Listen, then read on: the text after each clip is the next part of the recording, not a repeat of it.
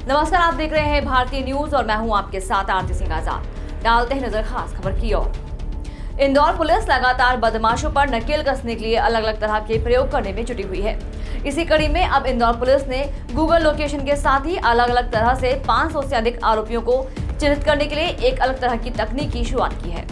इसके चलते अब आरोपियों के विभिन्न रिश्तेदारों के साथ ही 6 महीने की कॉल डिटेल में उसने किन किन लोगों से बात की है, इसकी भी जानकारी रखी जाएगी। साथ ही वह जिस घर में रहता है उस घर के अलावा उसका कहां आना जाना है, इसको भी गूगल मैप के माध्यम से ट्रैक किया जा सकेगा।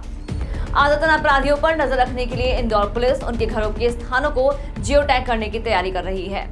पिछले 2 सप्ताह से चल रहे प्रोजेक्ट में बार बार अपराध करने वाले 500 से अधिक घरों और उनके संपर्कों को जियो टैग किया गया है। डीसीपी आदित्य मिश्रा के द्वारा बताया जा रहा है कि यह देखा गया है कि एक अपराधी अपराध करने के बाद अपने परिवार या दोस्तों से संपर्क करता है। पिछले 6 महीनों के ऐसे अपराधियों के मोबाइल डेटा की ट्रैक करने के बाद बदमाश के संपर्कों की एक सूची बनाई गई है और उसके विभिन्न संपर्क को ट्रैक कर दिया गया है, ताकि आरोपी द्वारा दिए गए पते के अलावा पुलिस के पास 5 या 6 स्थान हो जहां किसी भी अपराधी द्वारा अपराध को करने के बाद बदमाशों को पकड़ा जा सके। डीसीपी मिश्रा ने बताया कि ऐसा देखा गया है कि अपराधी कभी भी CCTVNS या सरकारी रिकॉर्ड में दर्ज पते पर मौजूद नहीं होते हैं। हो सकता है कि वे 2 घर दूर किराए के मकान में रह रहे हों, जिसका उल्लेख पुलिस रिकॉर्ड में नहीं है, जिससे उसे ढूंढना मुश्किल रहता है। गूगल ट्रैकिंग से पुलिस को मानचित्रों पर संवेदनशील स्थानों को आसानी से पहचानने में मदद मिलेगी। क्षेत्र के पुलिस अधिकारी तीसरे पक्ष के एप्लीकेशन का उपयोग करके डेटा एकत्र करते हैं और उस घर के निर्देशांक एकत्र करते हैं जहां आरोपी या उसका परिवार रह रहा है और इसे कंपाइलर्स के साथ साझा करते हैं।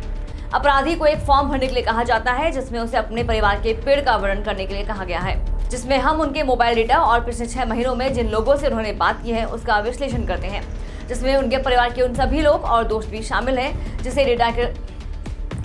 डेटा एकत्र करने के बाद गूगल मैप पर अंकित किया जाता है।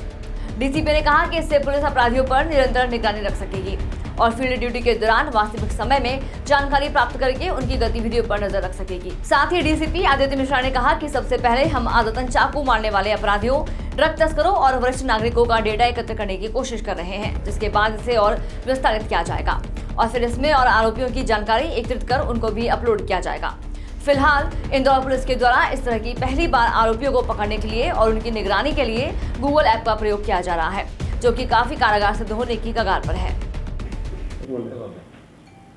सर, अपराधियों को पकड़ने के लिए इंदौर के जोन में एक नई व्यवस्था को लॉन्च किया गया है। किस तरह की व्यवस्था और किस तरह से ट्रैक किया जा रहा है अब आरोपियों को? इसमें इंदौर में लगातार ये एक बात सामने जो आ रही थी, उसमें ये पता चल रहा था कि जो हैबिचुअल ऑफेंडर्स हैं या लगातार एक के बाद एक अपराध करते रहते हैं, इनके द्वारा जो इनका पता बताया जाता है या जो रहने का स्थान बताया जाता है, वहाँ पर अधिकतर जब भी पुलिस के द्वारा दबिश दी जाती है, सर्चिंग की जाती है, तब ये यहाँ नहीं मिलते हैं और संभवतः जब इनकी अरेस्टिंग होती है तो पता चलता है कि अपने किसी फर्स्ट पर्सन रिश्तेदार या अपने ससुराल या अपने किसी खास दोस्त के पास थे। और इसी के चलते पुलिस ने अब एक प्रयास किया है कि हम इनके किसी भी अपराधी जो है उसका एक 360 डिग्री ह्यूमन मैप बना रहे हैं। उस मैप में हम ये प्रयास कर रहे हैं कि उसके जितने भी खास लोग हैं, चाहे उसके वाइफ हो, उनके वाइफ के रिश्तेदार, अगर उसका वो महिला आरोपी है तो उसके हस्बैंड से संबंधित जितने भी रिश्तेदार हों, उनके फर्स्ट चाचा, मामा, कज़न जो भी हैं, या ऐसे लोग जिनसे लगातार वो फ़ोन पे बात कर रहे हैं, उनके फ्रीक्वेंट कॉल्स में जिनके नंबर आ रहे हैं, उन सभी के घरों को हम लोग GPS से जियो टैग कर रहे हैं और इन सभी का डेटा इकट्ठा करके एक आरोपी का डिजिटल डॉसियर बना रहे हैं। इसका सबसे बड़ा फ़ायदा ये होगा कि किसी बार अगर हमें किसी आरोपी को या संदिग्ध को हमें चेकिंग करनी है तो हमारे पास उसके 6 या 7 जहाँ भी वो रहा है या उसके ठिकाने हैं या रिश्तेदार रहते हैं, उन सभी का GPS कोऑर्डिनेट्स रहेगा और हम साइमल्टेनियसली 7 या 6 जगह पर रेड करके एक बार चेक कर सकते हैं कि वो अपराधी वहाँ पर है, उस समय मौजूद है या नहीं मौजूद है। इससे एक बहुत बड़ा फ़ायदा ये भी होगा कि जिन अपराधियों का जिला बदर होता है, उनका अमूमन देखने आया है कि वो अपने किसी दूसरे रिश्तेदार के घर पे ही रहते हैं, परंतु ज़िले को नहीं छोड़ते हैं। और अगर हमारे पास इन सभी का जियो टैग मैप आ जाएगा तो हम प्रयास करेंगे कि उनके सभी ठिकानों पर एक साथ रेड डाली जाए, क्योंकि ये देखा गया है कि जब आप एक बार रेड डालते हैं तो दूसरी जगह तक उसको खबर पहुंच जाती है और वो वहाँ से निकल जाता है। इसका जो तीसरा बड़ा फ़ायदा जो हम लोगों को समझ में आया है वो ये है कि जितने भी अपराधी हैं, इनके हिसाब से जैसे हॉटस्पॉट बनते हैं, हम क्षेत्रों के हॉटस्पॉट बनाना चाहते हैं। फिलहाल इतना ही। खबरों का सिलसिला लगातार जारी है, बने रहे भारतीय न्यूज के साथ। नमस्कार।